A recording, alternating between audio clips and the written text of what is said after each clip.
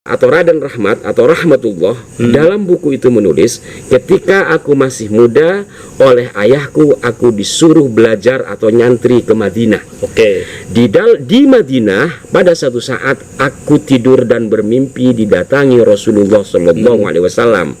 Di dalam mimpi itu Rasulullah berpesan kepada saya, wahai Rahmatullah, bawalah Islam Ahlus Sunnah wal Jamaah ke Indonesia. Begini Kiai, tasbih ini sebelum disampaikan ke saya, dikalungkan ke leher saya, beliau baca ya Jabbar sambil diputar ujungnya ya Qahar, ya Jabbar, ya Qahar. Lalu diterimalah tasbih itu. Menurut Kiai As'ad, Syekh Hasyim Asy'ari langsung berkata, siapa yang macam-macam sama Jamiyatul Ulama hancur. Assalamualaikum warahmatullahi wabarakatuh. Waalaikumsalam warahmatullahi wabarakatuh. Pemirsa Padusuka TV, 31 Januari genap Nahdlatul Ulama berusia 95 tahun. Ada cerita yang menarik di balik berdirinya Nahdlatul Ulama.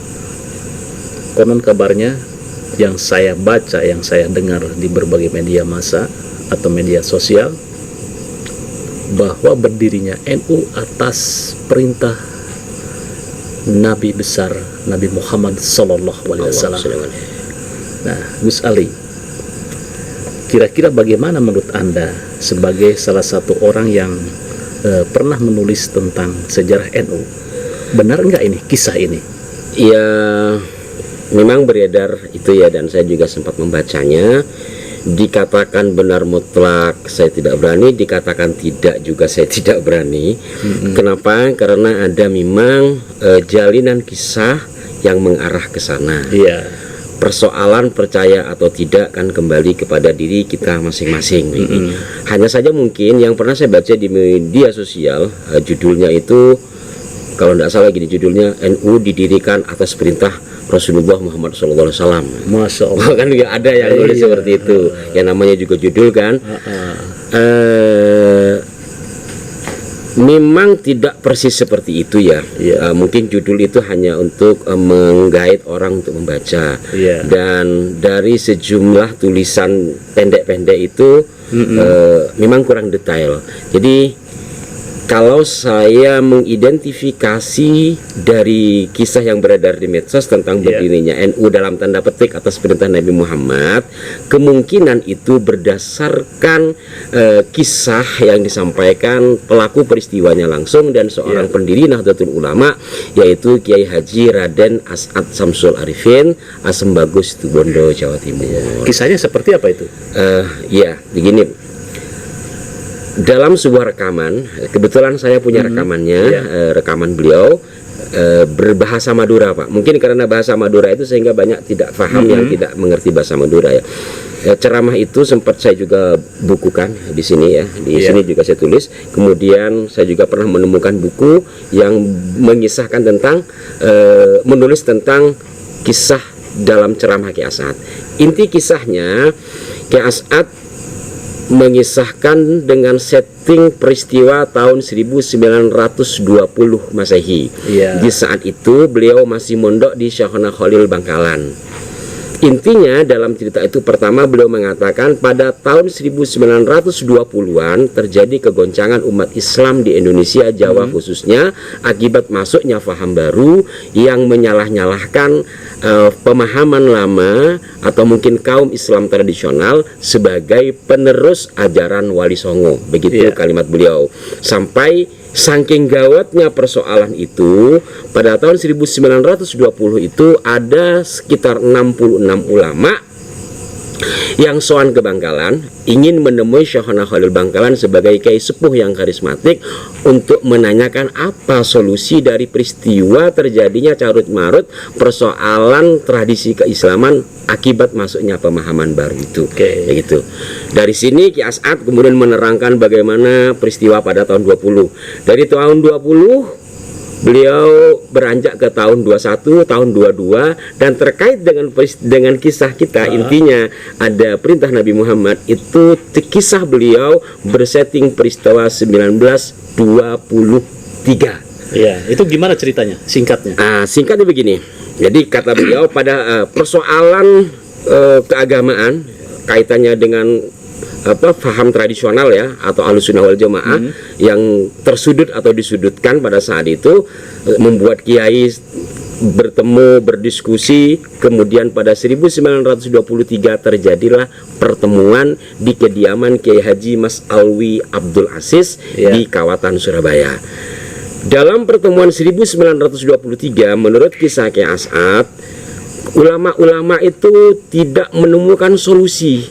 Bagaimana ini? Bagaimana apa solusinya gitu? Iya, bagaimana sementara mereka bilang ini bid'ah, itu khurafat, ini sesat. Sementara kalau ini dibiarkan, ajaran-ajaran yang dikembangkan oleh Wali Songo habis, mau bagaimana ini? Lalu kata Kiai As'ad, ada orang sementara di Madinah atau di Mekah juga sedang terjadi pergolakan ya. Terjadi pergolakan politik di sana. Setelah itu kan nanti settingnya ketika rontoknya kekhalifahan Ottoman ya.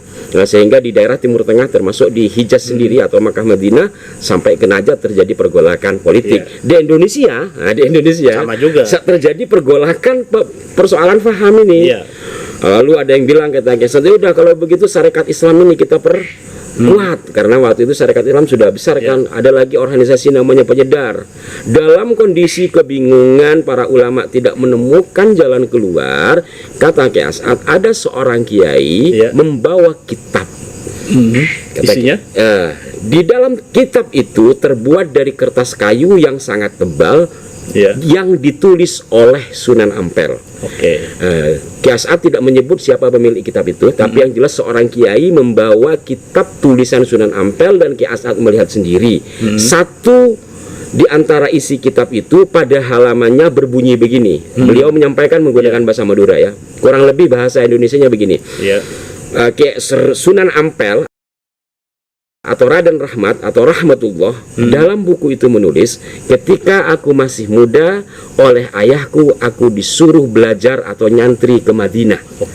Di Madinah pada satu saat aku tidur dan bermimpi didatangi Rasulullah Shallallahu Alaihi Wasallam.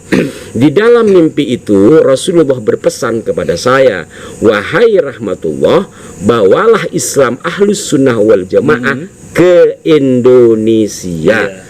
Ini kalimat Kiai As'ad saya tidak rubah, hanya saya ganti bahasa Indonesia. Artinya kata dari di situ dijelaskan, bawalah Islam Ahlus Sunnah wal Jamaah ke Indonesia. Apakah dalam buku itu tertulis Indonesia atau tidak? Atau saya tidak paham. Jawi itu. Ya, saya tidak paham. Yang jelas Kiai As'ad menjelaskan seperti itu.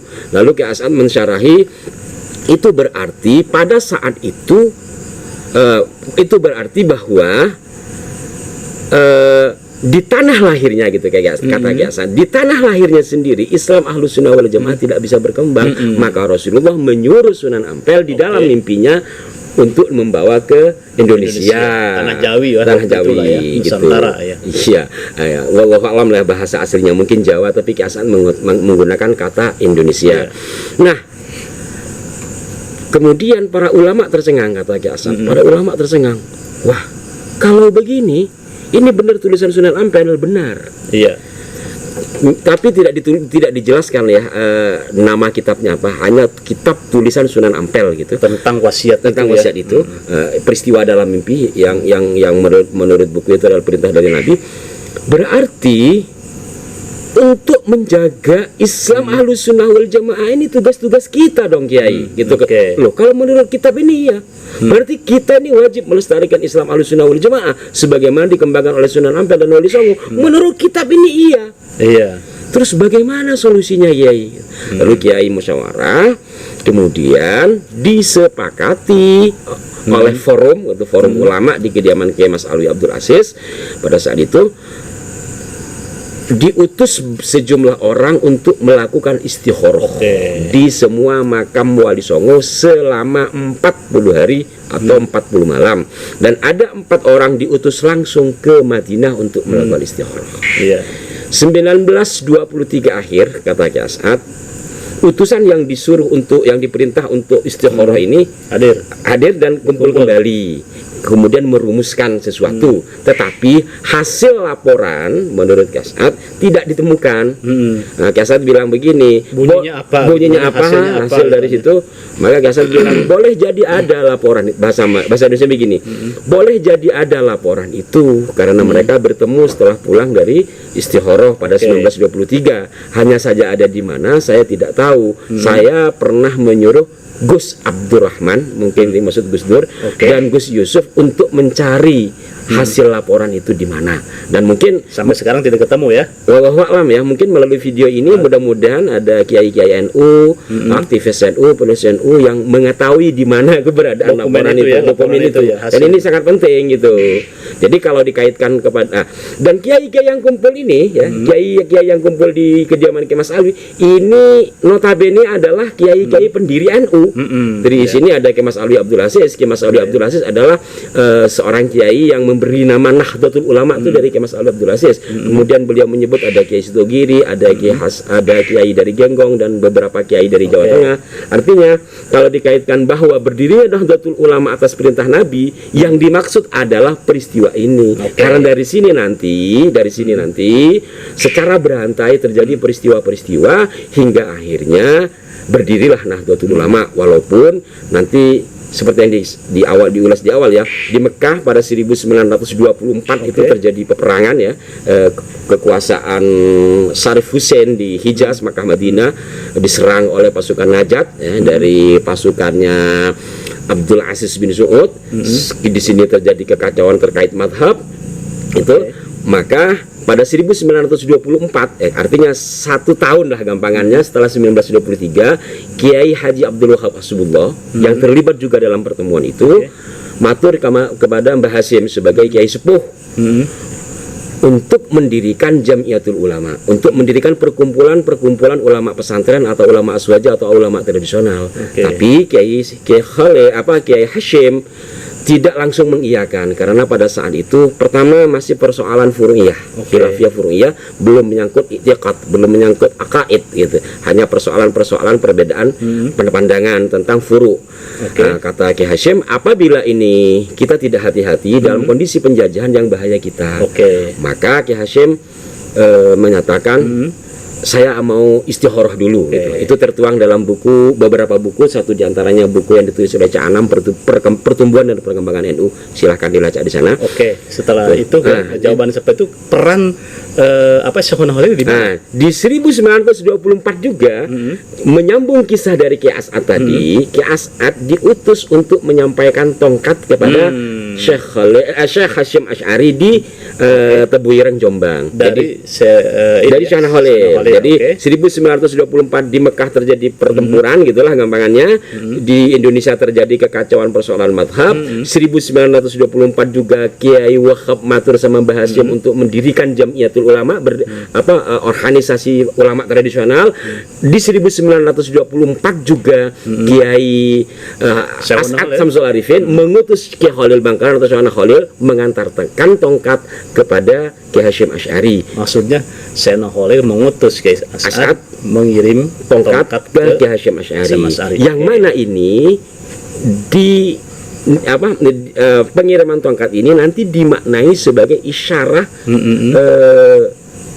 keikhlasan atau perintah dari Syekhona Khalil agar Kiai Hasyim mengiyakan untuk berdirinya Jamiatul Ulama. Waktu itu disebut oleh Kiai As'ad Jamiatul Ulama. Karena ketika tongkat itu sampai ke Kiai Hasyim yang dibawa oleh Kiai As'ad, Kiai Hasyim bilang begini, ya Allah nak, terima kasih Kiai Khalil sayang sama saya.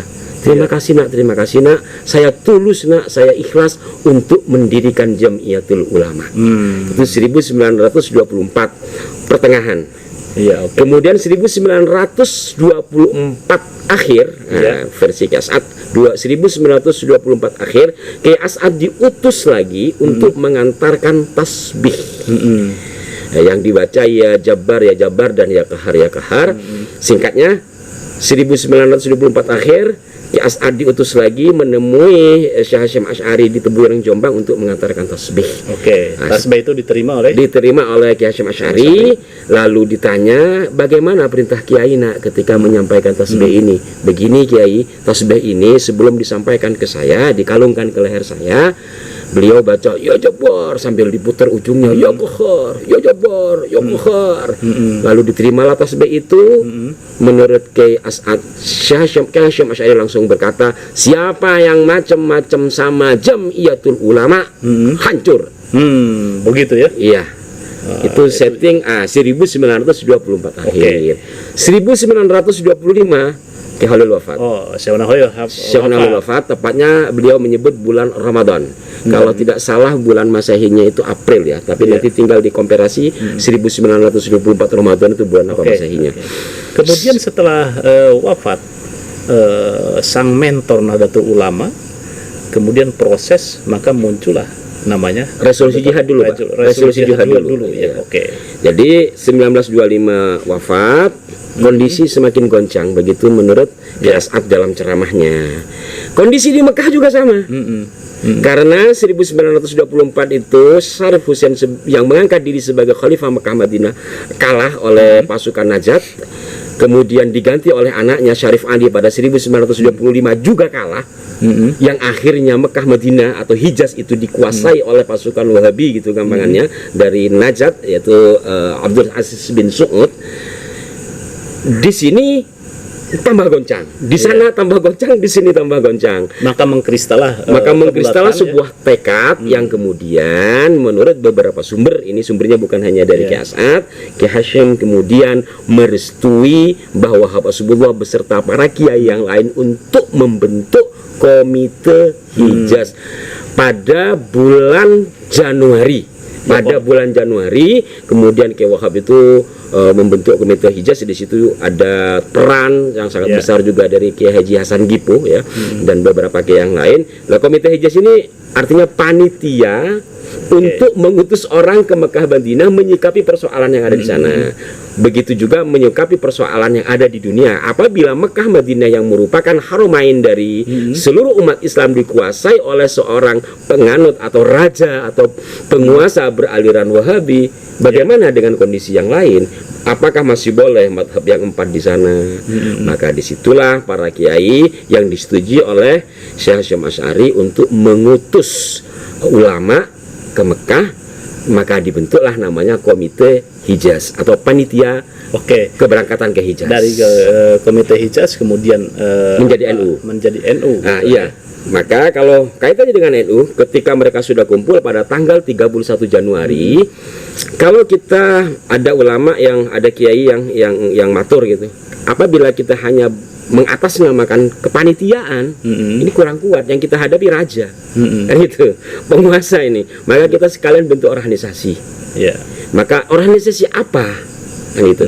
Disinilah kemudian organisasi yang namanya kemudian Nahdlatul Ulama itu dicetuskan. Jadi bersetting peristiwa Komite Hijaz, kemudian para kiai sepakat untuk mendirikan jam'iyah atau organisasi. Namanya masih musyawarah dulu. Ada kiai kalau tidak salah kiai dari Gresik, Sedayu Gresik mengusulkan namanya Nuhudul Ulama.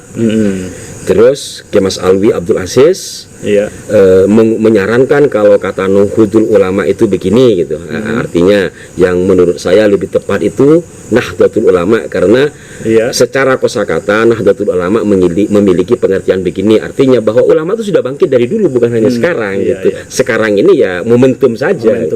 Maka disepakatilah nama Nahdlatul Ulama atau kebangkitan ulama, yang mana surat Komite Hijaz itu dikirim, akan dikirim gitu ke raja atau ke penguasa Arab Saudi, bukan Arab Saudi, waktu itu belum Arab Saudi ya, ke penguasa yang menguasai Mekah Madinah gitu, ke penguasa yang menguasai Hijaz, dengan mengutus pada saat itu Kiai Haji Raden Asnawi Kudus, gitu Pak.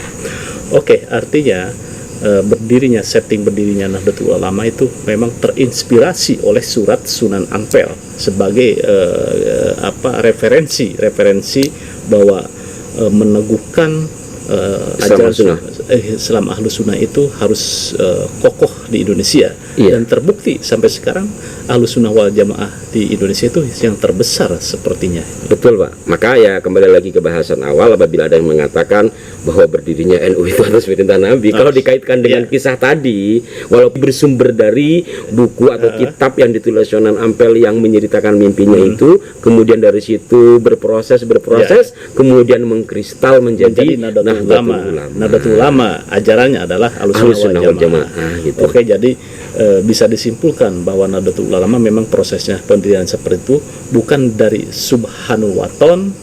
Subhanul Waton, Nahdlatul Waton. Bukan. Walaupun tentu ketika kita berbicara berdirinya Nahdlatul Ulama, banyak sisi, sisi dan banyak versi. Satu di antaranya yang seperti ini, dan saya mengambil ini karena yang menyampaikan adalah Kiai As'ad sebagai orang yang zuhud ya, sebagai pejuang juga, sebagai alim alama dan zuhud, zahid beliau, kemudian beliau pelaku peristiwanya gitu, pelaku peristiwa dan yang menghantarkan isaroh tongkat dan tasbih gitu. Oke, tapi sebelum Pak, mungkin nanti bisa dibahas di edisi yang lain.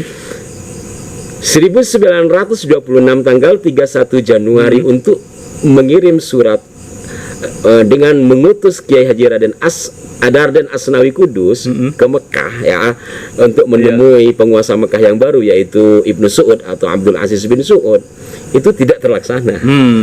Tidak terlaksana. Jadi tidak ada interaksi antara sebelum berdirinya NU kemudian dengan kerajaan Arab Saudi. Secara langsung tidak ada, karena surat permohonan agar isi surat itu mungkin nanti kita dibahas di edisi yang lain ya. Intinya bahwa menghendaki, karena waktu itu terjadi pembongkaran berbagai makam-makam para sahabat, situs itu di antara yang sangat kuat diharapkan oleh Komite Hijaz atau NU pada saat itu untuk tetap diberlakukannya madhab yang 4. Dan surat itu baru sampai 2 tahun kemudian 1928. Bagaimana kisahnya mungkin edisi yang lain ya. Biar pemirsa pada Suka TV nggak bosan lihat muka saya. Pemirsa, itu sekelumit tentang bagaimana kisah dari berdirinya NU. Perjalanan NU adalah terinspirasi dari wasiatnya Sunan Ampel untuk mendirikan organisasi yang berlandaskan Ahlus Sunnah wal Jamaah, mempertahankan Ahlus Sunnah wal Jamaah. Mudah-mudahan bincang-bincang kita ini bermanfaat, terutama buat anak-anak muda yang mungkin tidak tahu tentang sejarah settingannya seperti apa itu NU, apa itu paham-paham yang lain. Ini baru satu titik, baru satu titik. Bahwa perjuangan untuk mempertahankan paham Ahlus Sunnah wal Jamaah itu luar biasa susahnya, dan tantangannya juga sangat besar sekali. Dan terakhir kita ucapkan selamat harlah atau hari lahir Nahdlatul Ulama yang ke-95. Mudah-mudahan tetap menjadi penyangga ajaran Ahlus Sunnah wal Jamaah di Indonesia. Wassalamualaikum warahmatullahi wabarakatuh.